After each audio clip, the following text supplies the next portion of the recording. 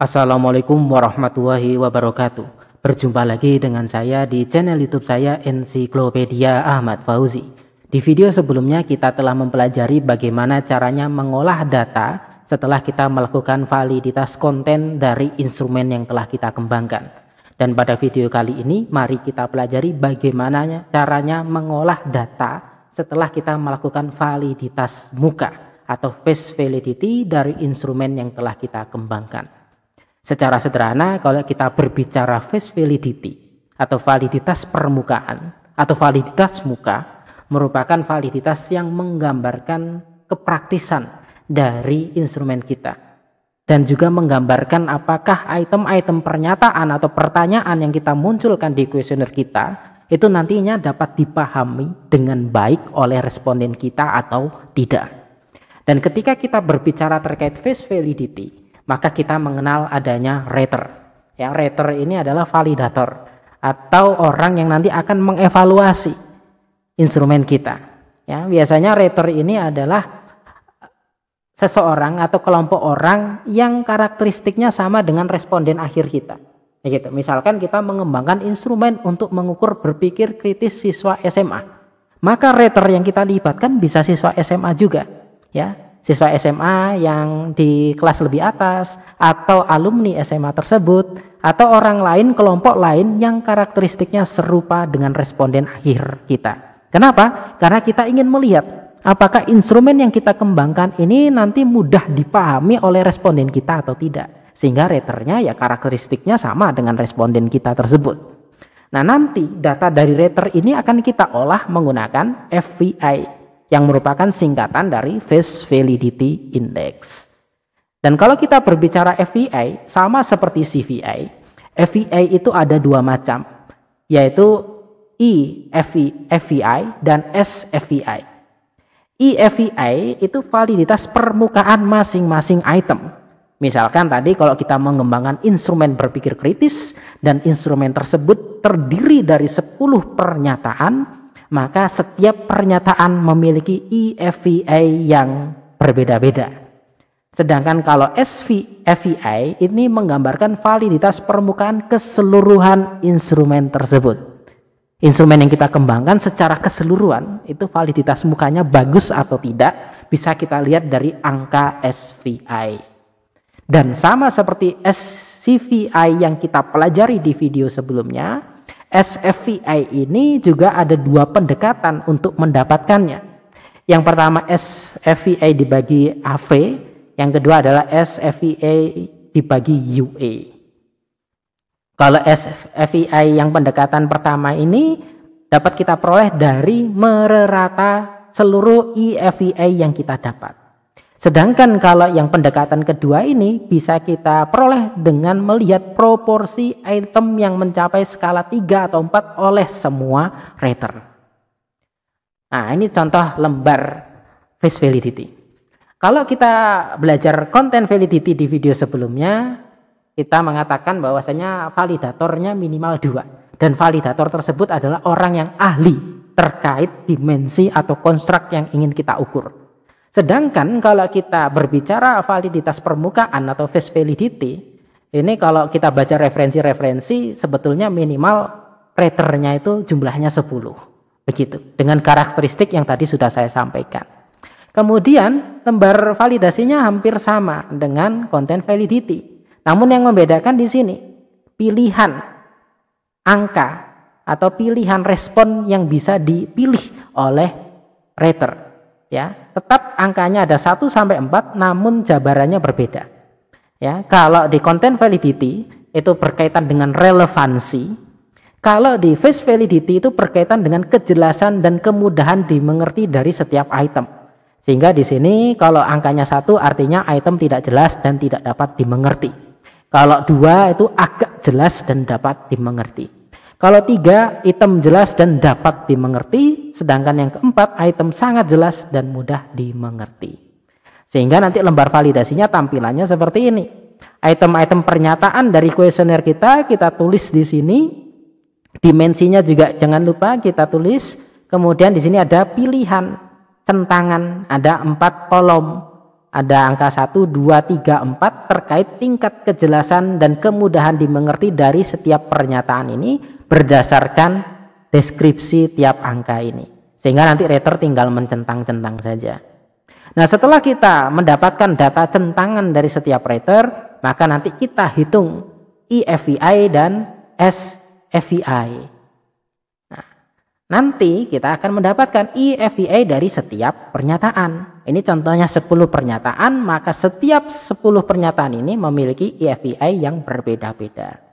Sedangkan SFVI ada 2 macam. Yang pertama adalah SFVI per average ini. Caranya adalah dengan merata EFVI ke semuanya ini. Sedangkan kalau yang per UA kita merata yang UA di sini. Nanti kita praktikkan juga ya bagaimana caranya mendapatkan ketiga FVI ini. Lalu bagaimana keputusannya? Berapa nilai FVI minimal yang dapat kita gunakan agar kita dapat menyimpulkan bahwasanya instrumen kita itu bagus? Nah, ini ada beberapa referensi ya. Nah, di sini saya katakan tadi bahwasanya rater itu setidaknya minimal 10. Karena dari berbagai referensi ini, rater yang jumlahnya paling sedikit ini, angkanya 10. Jumlah raternya 10. Ya. Kemudian di sini kita lihat FVI minimal, nah ini 0,8. Nah, ini kita jadikan dasar saja. Sehingga nanti kalau kita melakukan face validity ketika mengembangkan instrumen untuk skripsi, tesis, disertasi, atau penelitian lain, kita libatkan 10 rater, kemudian kita harapkan FVI yang kita dapatkan itu minimal 0,8. Sekarang langsung saja kita lihat contohnya. Misalkan kita mengembangkan kuesioner sains semu terkait biologi. Nah, ini ya instrumen kita, di sini ada 12 pernyataan. Kemudian ini pernyataan pertama, kebiasaan meminum air dingin akan lebih mudah menyebabkan kegemukan. Kemudian responden nanti diminta memilih tingkat ketepatan pernyataan ini. Ini instrumen kita yang nanti diisi oleh responden.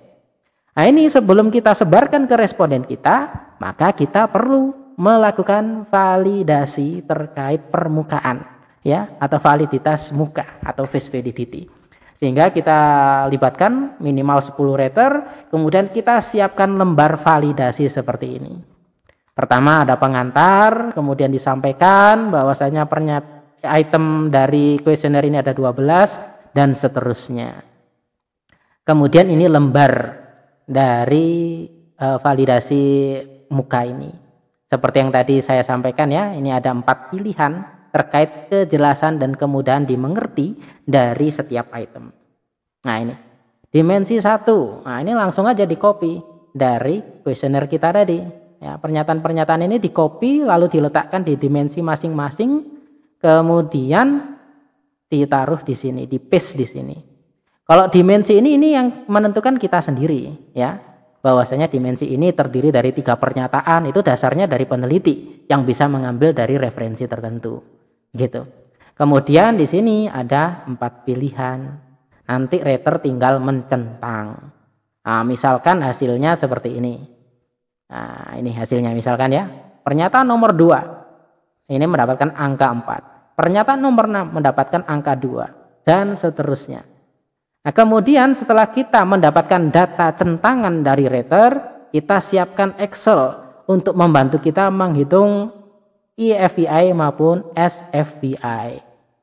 Nah, berdasarkan instrumen kita tadi ada 12 pernyataan, kemudian raternya minimal tadi kan 10. Namun di sini anggap saja kita menggunakan 5 saja ya. Tapi nanti kalau praktik ketika skripsi atau penelitian sesungguhnya raternya harus minimal 10. Kemudian untuk mengisi sel-sel yang ada di sini, prinsipnya adalah ketika rater mengisi atau mencentang angka 1 atau 2 di lembar validasi, maka di Excel kita ganti menjadi angka 0. Namun kalau rater memberikan angka 3 atau 4 di lembar validasi, maka di Excel kita isi angka 1. Misalkan ini, pernyataan nomor 2, saya salah buka. Yang ini ya. Oke, saya kecilkan dahulu layarnya. Nah ini. Pernyataan nomor 2 menurut rater pertama itu mendapatkan angka 4. Angka 4 di sini akan kita tulis menjadi 1. Kemudian pernyataan nomor 6 dapat angka 2. Angka 2 itu harus kita tulis 0 di sini ya.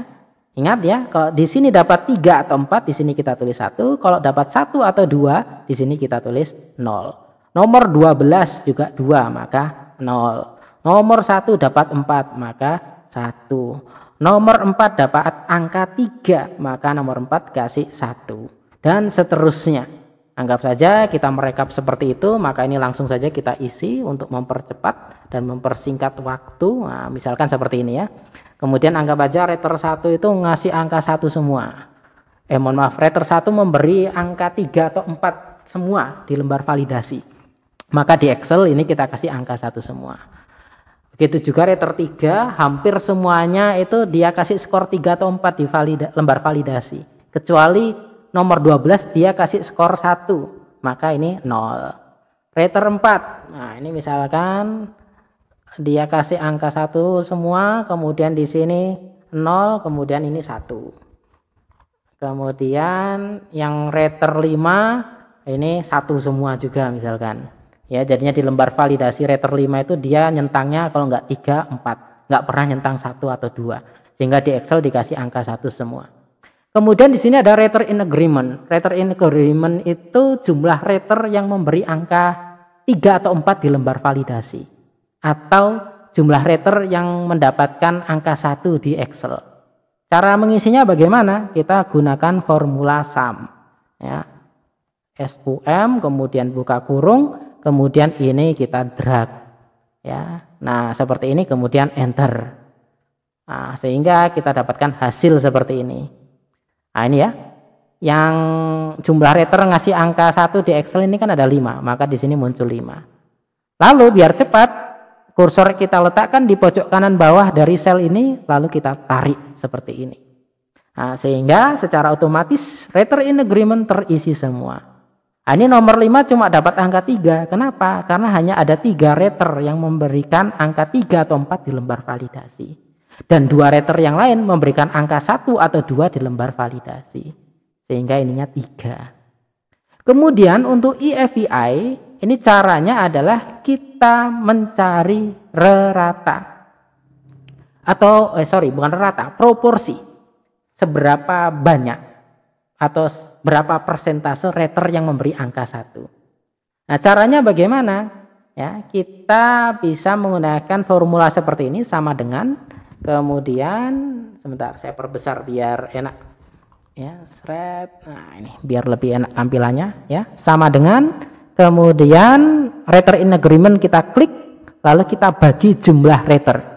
Ini jumlah writer dicontohkan 5, ini di contoh video saya, maka ini ditulis 5. Nah seperti ini, kemudian sama, kursor diletakkan di pojok kanan bawah lalu ditarik ke bawah. Nah, sehingga kita sudah mendapatkan EFEI setiap item dari instrumen kita. Ini ya, ada yang 0,6, ada yang 0,8, kemudian lainnya 1 semua. Kemudian kolom terakhir adalah UA, Universal Agreement. Ini cara pengisiannya, selama EFEI-nya 1, maka di sini harus 1. Selama di bawah 1 harus 0. Bisa kita tulis manual, tetapi bisa juga untuk mengefisiensi kita manfaatkan formula if. Caranya gimana? Kita tulis sama dengan, kemudian if buka kurung. Nah ini ya, di laptop nanti akan muncul bagaimana cara pengisiannya, karena kadang tiap laptop berbeda cara pengisiannya kalau pakai formula if ini. Yang pertama logical test ya. Kita ingin berdasarkan di sini. Kalau angkanya 1 maka nanti seperti apa? Nah, maka logical testnya if ini kita klik sama dengan 1. Nah, ketika true, ketika nilainya 1, di sini kita minta muncul angka berapa? Kita minta muncul angka 1, maka titik koma 1. Nah, ini saya gunakan titik koma sesuai instruksi di sini. Mungkin di laptop lain bukan titik koma tetapi koma atau tanda yang lain. Kemudian titik koma lagi, kalau bukan 1 kita minta angka berapa? Kita inginnya 0 kalau di bawah 1, maka ini 0. Kemudian tutup kurung, enter. Lalu tinggal kita tarik lagi. Nah, sehingga kalau itemnya ada 30 langsung saja pakai if, tarik, selesai. Kalau kita isi manual boleh, tapi lebih lama dan tidak praktis. Gitu. Nah, ini kita lihat ya, bahwasannya hanya 3 pernyataan, 3 item yang tidak mendapatkan angka 1. Ya. Nah, ini 0, 0 dan 0. Ini EFVI-nya sudah kita dapat, sekarang waktunya kita hitung SFVI per AV yang ini. Caranya gimana? Kita rata EFVI ini. Sama dengan kita gunakan rumus average, buka kurung, kemudian ini kita drag, tutup kurung. Nah, ini dapat 0,92. Kemudian untuk FVI yang kedua, kita rata yang sebelah sini, yang UE ini. Sama, kita pakai sama dengan average, ya, kemudian buka kurung, ini kita tarik, kemudian tutup kurung, enter, 0,75. Nah, sekarang kita lihat secara keseluruhan. Nah, di sini bisa kita lihat bahwasannya ada beragam FVI yang kita dapat. Dan tadi kita lihat berdasarkan referensi FVI yang bagus itu kalau minimal 0,8. Di sini kita lihat kalau berdasarkan EFVI pernyataan kelima ini cuma 0,6, maka kita hilangkan saja. Begitu juga pernyataan ke-12. Lalu bagaimana FVI keseluruhan instrumen? Di sini kita lihat 0,92 di atas 0,8. Maka validitas permukaan keseluruhan instrumen kita tadi bagus. Berdasarkan yang pendekatan 1. Kalau berdasarkan pendekatan yang kedua per UE kita nggak mencapai 0,8. Maka nanti di laporan kita laporkan yang ini saja. Yang per UE tidak perlu.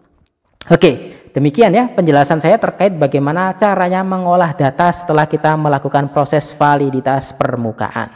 Terima kasih. Assalamualaikum warahmatullahi wabarakatuh.